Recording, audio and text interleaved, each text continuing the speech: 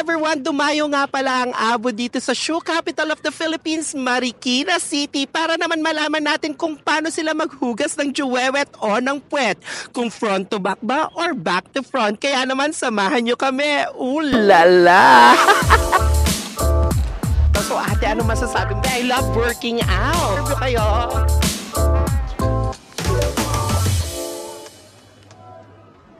Ayan, interviewin po natin ngayon yung mga kalapati. Hali kayo mga kalapati, paano kayo maghugas ng puwet? Front to back? Or back to front? Bidet daw. Vamos! Yan, mag-i-interview naman tayo ng mga nagmumotor around Marikina. Kaya naman narito, samahan nyo ako. Question, okay na po ba ma-interview po kayo for a product lang po?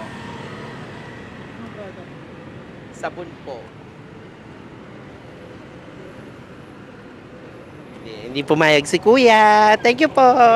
Ayan, so mag-interview naman tayo ng mga estudyante kung paano ba sila maghugas, kung front to back or back to front. Sana pumayag sila. Hello, okay lang po ba may interview lang ng konti?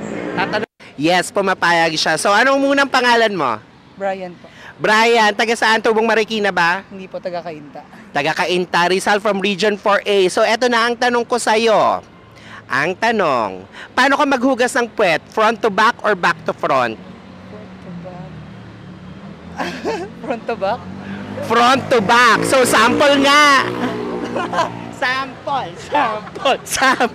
Ayan, may papatry kami sa'yo. Ayan, nandito si Erico ngayon. Ayan. Tinatanong nga rin niya kung single ka daw eh.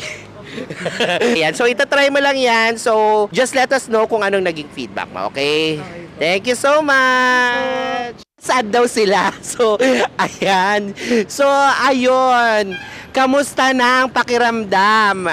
Ang tagal mo maghugas, in fairness, ha? So, ayun po, bago siya sa pakiramdam, and yet, ang bilis niya makalinis kasi yung way na lagi yung ginagamit yung sabon is sobrang tagal mawala nung bula. Well, ito is, mabula nga siya pero nawawala din kaagad. So, yun, satisfying. Satisfying. Kaya naman, yung cameraman ko saka yung PA ko, aamuyin na talaga. Well, anyway, thank you so much, ha. Pagbutihin niyo yung pag-aaral niyo. Thank you so much, guys!